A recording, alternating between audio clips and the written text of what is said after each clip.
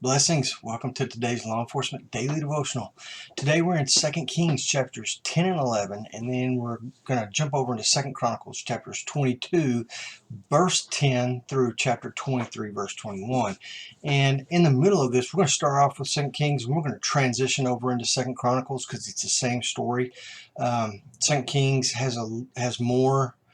Has a part in chapter 10 that's not in 2 Chronicles, so that's why we're going to start there. So without further delay, 2 Kings chapter 10 is about King Jehu, and that's Jehu, not Jew.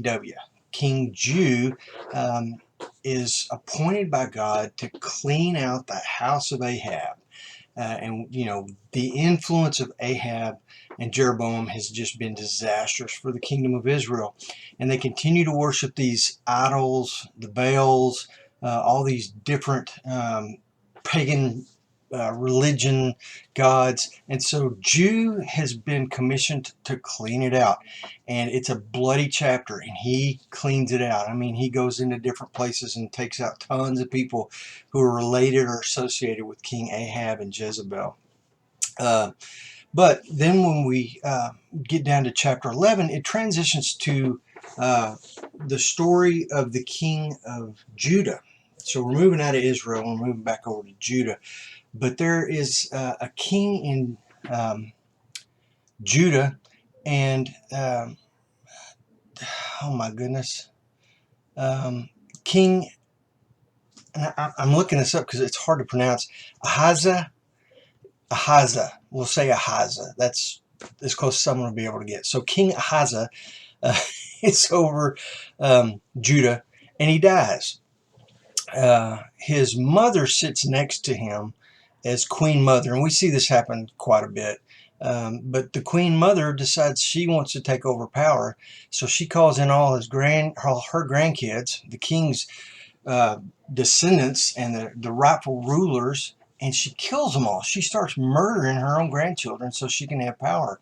Luckily, a group realizes what's going on, and they get this little 1-year-old son of the king, and they go hide him, and they hide him for 6 years. And she's allowed to reign these 6 years, and it's not a true reign. She's not the queen or the king. She's not anointed by God as is required for the king of Judah. She's not one of the sons of David. She was married into, so she has no part of this kingship, this legacy that God had set out for the king of David. So this is not illegal. This is totally illegal. It's not legal. Her reign is not a true authoritative reign. She has kind of kidnapped and carjacked and hijacked the kingdom, and is just leading this rebellion for 6 years, and is allowed to do so.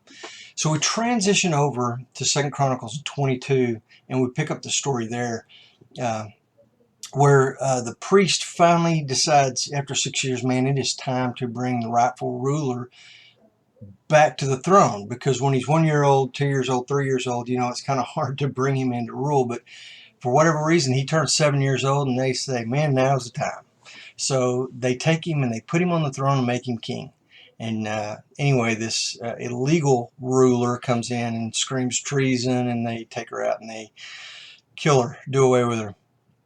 But before this happens, the Levites are called back, because this queen ruler has there's no worship of God. They've closed down the temple. So the Levites have left Jerusalem. Well, the Levites are all called back in, told to prepare themselves for their service in the temple. We're going to get this thing back going again.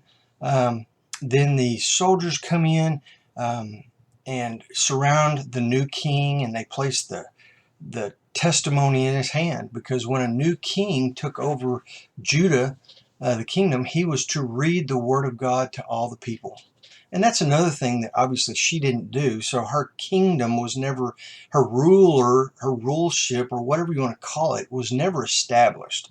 So this is not a rebellion. And I think it's very important for us to know here, because we talk a lot about rebellion. This was not a rebellion. This was putting things back to the way God had intended them to be and wanted them to be. God's rule is the authority. When she tried to usurp the authority, that didn't make her authority, so there was a rebellion against her. It was not rebellion because the authority was still always God's. She was in total rebellion, not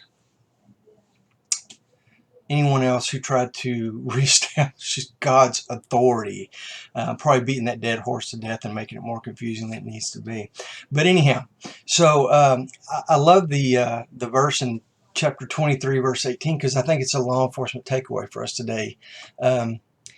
Jedediah, who is the priest, he's been the guy behind the scenes for all of this to put the king, the rightful king, back in place.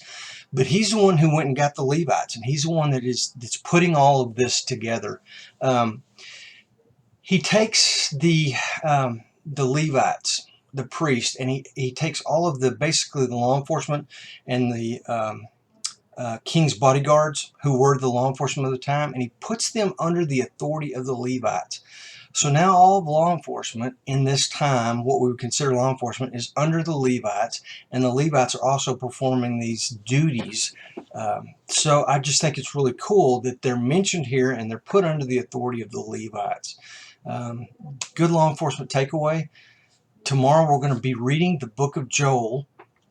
So come read it. Come back here. Let's look what kind of things that Joel points out as far as law enforcement takeaways. So anyway, be blessed, be safe, and I'll see you tomorrow.